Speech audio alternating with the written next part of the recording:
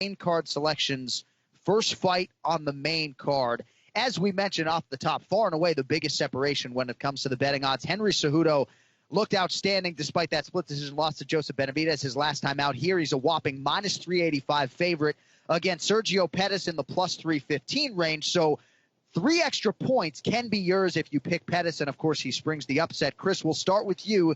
You going Henry Cejudo or Sergio Pettis?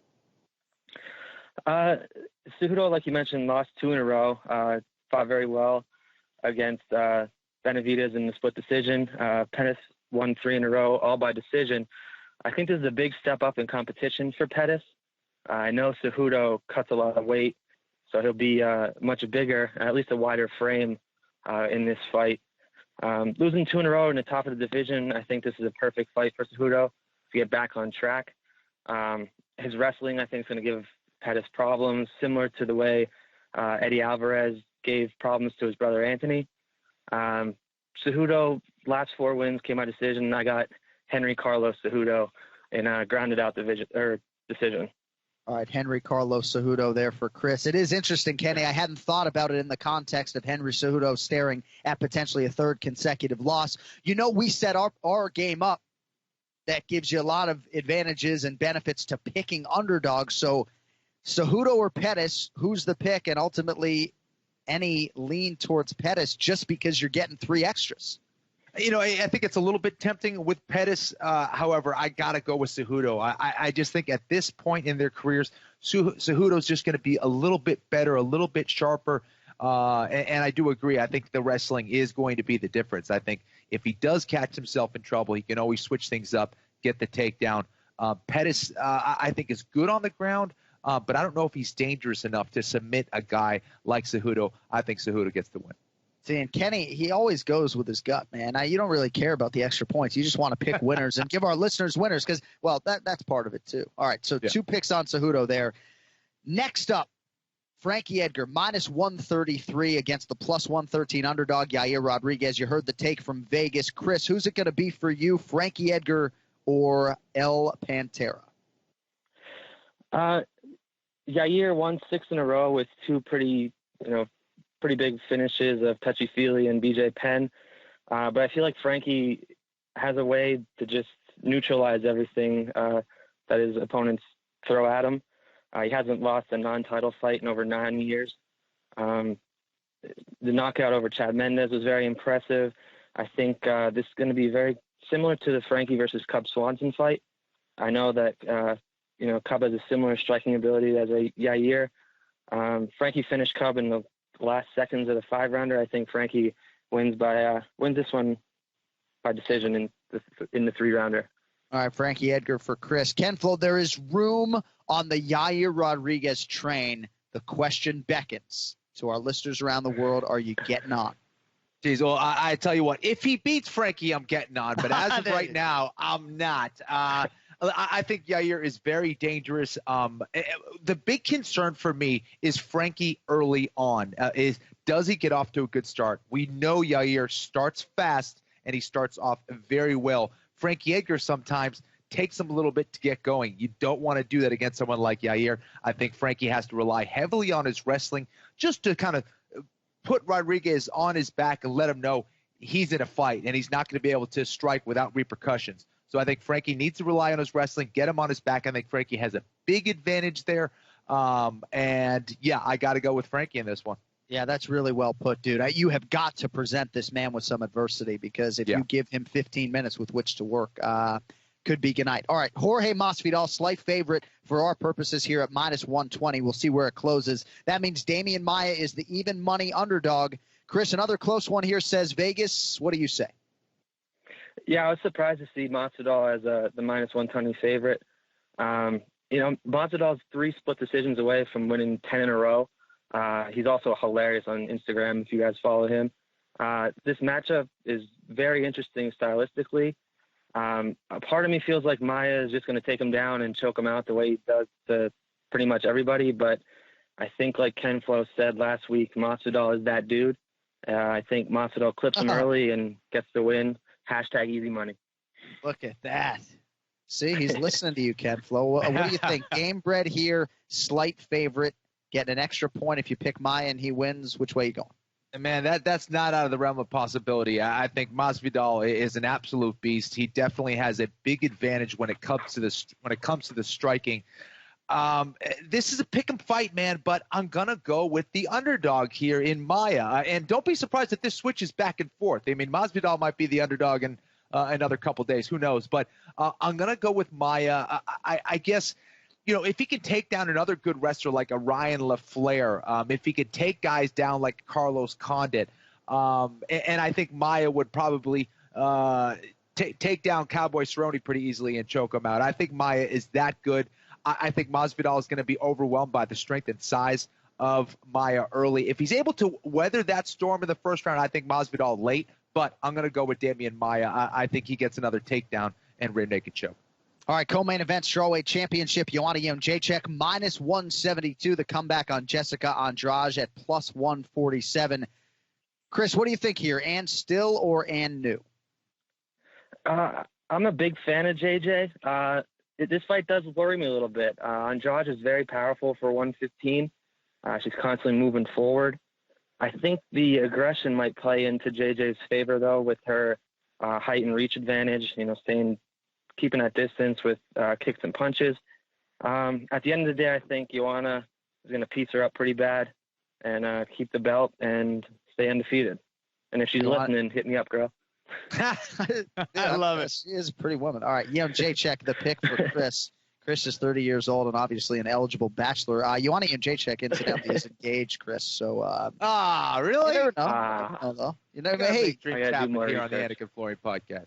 Maybe you're a special enough guy to pry her away. You just never know. All right, so Ken Flo, Jędrzejczyk, you heard Matthew Holt talk about, her being in that range less than 2-1. I would think that would be awfully salivating for bettors to see a champion as dominant as she has been. Not that she hasn't been challenged, but as dominant and destructive as she has been in that -170 range, I would think would be salivating for bettors. Ultimately, which way are you going? I think Andrade is dangerous. I think her style is an interesting style matchup based on her aggressiveness, her willingness to move forward, and her powerful takedowns. I'm curious to see how Joanna Jędrzejczyk approaches it. I think she needs to approach it behind her jab. She needs to keep Andrade on the outside and pick her apart. I also think she needs to kind of wear Andrade down a little bit and really mix up her strikes to confuse her. And I think Joanna certainly has that ability. I think if there was a time where Joanna maybe was going to break as a fighter, it would have been against Claudia Gadelha. And I think she learned a lot from that fight.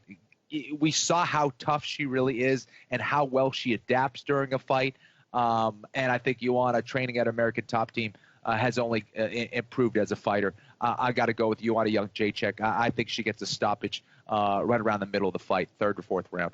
Andrade said of Jędrzejczyk, she has a weak chin. Claudia Gadelha knocked her down with a jab, so imagine my cross. It'll break her chin into pieces. So we'll see if Andrade can find a home for that cross and be the first in mixed martial arts, at least as a pro, to defeat Joanna Jędrzejczyk. All right, that brings us to the heavyweight championship. So Stipe Miocic still favored around -135 now. Junior Dos Santos, slightest of underdogs at +115. Chris, we'll need the winner here, the round, the method of victory. How do you see this heavyweight championship playing out? I wasn't really a Stipe believer until the Overeem fight. Watching their JDS, Stipe won. I thought Stipe won the first 2 rounds, and he was threatening with kicks and takedowns, and then towards the later rounds he kind of gave that up, and it just turned into a boxing match. I feel like that's what JDS wanted. Stipe kind of gassed out in the 4th and 5th. Since then, JDS has only fought twice. Most recent being 13 months ago. I feel like there might be a little bit of ring rust there. I think Stipe has more ways to win. I'm going to take Stipe with this knockout trend, keeps it going, and in the second round by punches. Stipe Miocic, round 2 TKO due to strikes. All right, Ken Flo, the floor is yours on the UFC 211 main event. Oh, man. I mean, this is such a tough fight to pick. And yeah, we haven't seen Junior Dos Santos as active as a guy like Stipe Miocic. And I think Stipe is a much better fighter than when they first fought. I think Junior Dos Santos has improved as well. I think his MMA IQ is superior as well to when they first fought. I just think having seen Stipe a little bit more and seeing his consistency and his level of competition and how he's responded, I got to go with Stipe. These are two huge men who know how to strike, who have knockout power, who have a lot of experience. Two champions, two former champions, obviously going at it here, and I got to go with Stipe. I think he gets it done. I don't know if he can get a finish out of Junior Dos Santos. I think Junior will be game as always, but I do have to go with Stipe here. Let's go with a third round TKO. It's tough, right? Because you want to say, yeah, you can go the distance, but it's like, man, are these guys really going to go 25 again? All right. All right. Ken Flo's on the record. Stipe Miocic, third round TKO. All right, Chris Rubright, man, great job. Thank you for your time. Thanks for supporting the show, and hope your picks go well this weekend for Team Anik, buddy. Thank you for hopping on. Thanks for having me on, guys. Quick shout out to Durin Toast, the Old Tripod podcast coming soon. Thanks again, guys. All right, buddy. Thanks, Have a Chris. good day. All right, so Kenny, I have one question before we finish up your picks. You might think you're done with picks, but no, we got some FX More prelims, picks, bro. All right. Come on, man. All right, so what do you here's got? the deal. So I'm going to give you $1,000 of Anik and Florian podcast money. I don't even know if we have $1,000, but I'm going to give you $1,000 of Anik and Florian podcast money, okay? And of the three fighters who you just picked, Frankie Edgar, Damian Maia, Stipe Miocic, right? I'm giving you $1,000. You go to Vegas. Are you putting that $1,000 on Frankie Edgar over Yair Rodriguez, Damian Maia over Jorge Masvidal, or Stipe against JDS? In other words, which of those three do you feel most convicted about? I think I feel most convicted about Frankie Edgar. Yeah, I got to go with Frankie. He's as consistent as it gets. So not easy, but I'm going with Frankie. All right, thank you for not passing on my trick question there. All right, so two prelim selections needed now, and actually because both of these fights are pretty close according to Vegas, whichever fighter you don't pick is going to be the selection for Team Anik. So we're going to go opposite ways on these. Of course, I can't make picks because I'm calling the fights this weekend, and I once put a tattoo bet on a fight, so I'm still in the doghouse. I want to see more. Okay. All right. Dustin Poirier, minus 129, Eddie Alvarez, plus 109. Which way you go? I'm going to go with Eddie Alvarez, man. I think Dustin Poirier is a fantastic fighter. I just don't know if he has what it takes to beat a guy like Eddie Alvarez. I think if he does, it shows that this guy might fight for the belt in the very near future. However, I don't think his time is now at this point. I think Eddie Alvarez is still going to be hungry. I still think he has a lot of fight in him. I think Alvarez gets it done by decision. And then finally, Chaz Skelly, who you heard from a week ago here on the show, taking on Jason Knight. Skelly, slight favorite here at home, minus 130. Comeback on Mississippi Mean is at plus 110. Skelly or Knight for you, kid? This is another fight that's going to be fire, man. But I'm going to go with Skelly. I think he has a little bit better wrestling. I think he has the submission defense to avoid a tap out from Jason Knight. I think Knight is a fantastic fighter as well. I think it's going to be bananas while it lasts. But I got to go with Skelly, man. I think he's just a little bit sharper, and I think he's been working very hard in improving the rest of his game. Outstanding stuff from the flow today. So running down Kenny's picks for you. Cejudo, Edgar, Maia, Miocic, Miocic by third round TKO, Eddie Alvarez, and Chaz